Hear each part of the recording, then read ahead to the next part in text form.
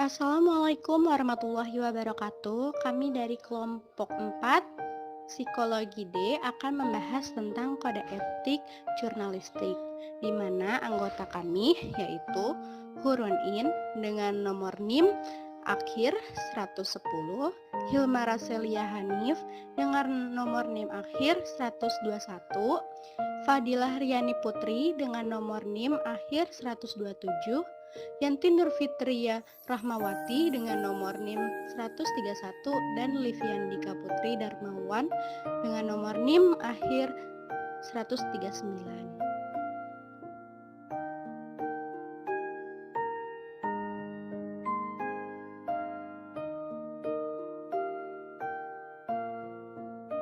Pengertian jurnalistik.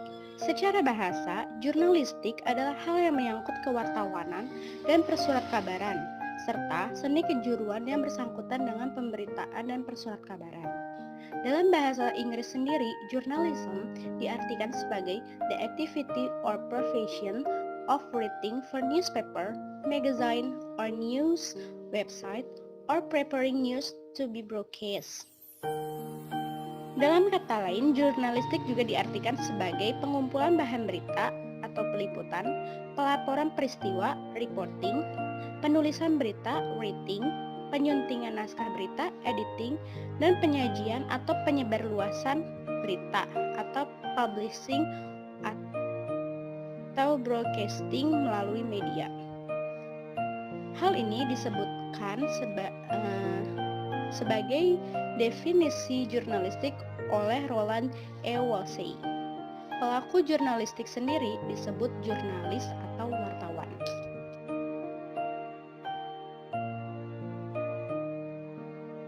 Selanjutnya, dalam melaksanakan fungsi, hak, kewajiban, dan peranannya, pers menghormati hak asasi setiap orang.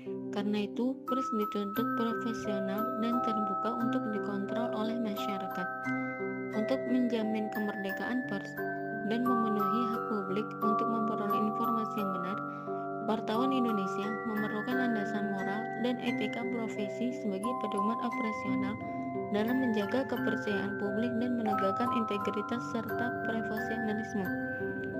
Atas dasar itu, wartawan Indonesia menetapkan dan menaati kode etik. Kode etik jurnalistik sendiri adalah peraturan tertulis yang disepakati organisasi wartawan dan ditetapkan oleh Dewan Pers. Kode etik jurnalistik. Isi kode etik jurnalistik itu sendiri adalah pada pasal pertama, yaitu independen, akurat, berimbang, dan tidak bertingkat buruk.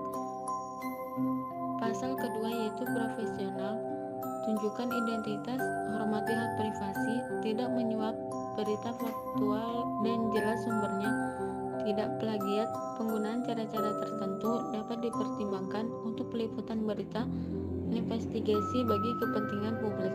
Pada pasal ketiga yaitu berimbang, tidak mencampurkan fakta dan opini yang menghakimi, serta menerapkan asas praduga tak bersalah. Pada pasal keempat yaitu tidak membuat berita bohong, fitnah, sadis, dan cemburu. Dan pasal yang kelima yaitu tidak menyalahgunakan profesi dan tidak menerima suap. 6. Memiliki hak tolak untuk melindungi narasumber yang tidak bersedia diketahui identitas maupun keberadaannya, menghargai ketentuan embargo, informasi latar belakang, dan off the record. 7. Tidak menulis atau menyiarkan berita berdasarkan prasangka atau diskriminasi sara.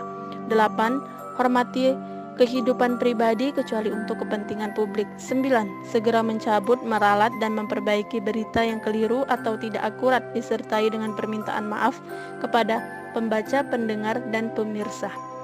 10. Layani hak jawab dan hak koreksi secara proporsional.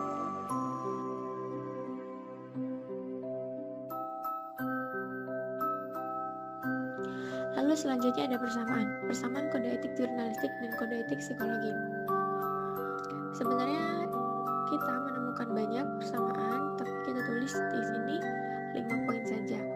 Yang pertama ada profesionalitas. Dalam kode etik jurnalistik disebutkan bahwa jurnalis harus profesional. Profesional yang dimaksud ini seperti menunjukkan identitas, menghormati hak privasi, tidak menyuap, memberikan berita faktual dan jelas sumbernya, tidak plagiat, dan lain-lain. Nah, sama dengan kode etik psikologi juga ada dalam bab 4 pasal 13 tentang sikap profesional. Lalu yang kedua ada kesetiaan. Serupa dengan kode etik psikologi, pada bab 5 pasal 23 bahwa psikolog harus setia menjaga kerahasiaan klien. Lalu yang ketiga, sama dalam kode etik psikologi dan kode etik jurnalistik sama-sama tidak boleh menyalahgunakan profesi dan tidak menerima suap. Dalam kode etik psikologi terdapat pada pasal 4.3. Lalu yang keempat, menghormati kehidupan pribadi. Dalam kode etik psikologi, dengan merahasiakan data klien atau tidak menyebarluaskan datanya, itu termasuk menghormati kehidupan pribadi juga. Terdapat dalam bab 5 pasal 24 dan 26. Lalu yang kelima, segera mencabut, meralat, dan memperbaiki berita yang keliru. Jadi jika jurnalis memposting, mengupload berita yang ternyata ada kekeliruan atau ketidakakuratan, nah, jurnalis akan bisa mencabut, meralat, dan memperbaiki berita yang keliru tersebut. Begitu juga dalam pempublikasian data dalam kode etik psikologi. Terdapat pada pasal 53 ayat 2.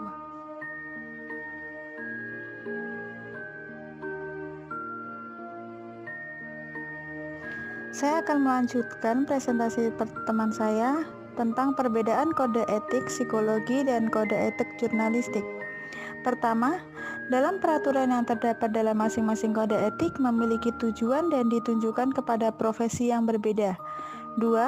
Memiliki prinsip umum yang berbeda. 3. Dalam kode etik jurnalistik terdapat hak tolak untuk melindungi narasumber, sedang dalam kode etik psikologi tidak ada, namun terdapat informed consent sebagai perjanjian antara psikologi atau ilmuwan psikologi dengan klien. 4.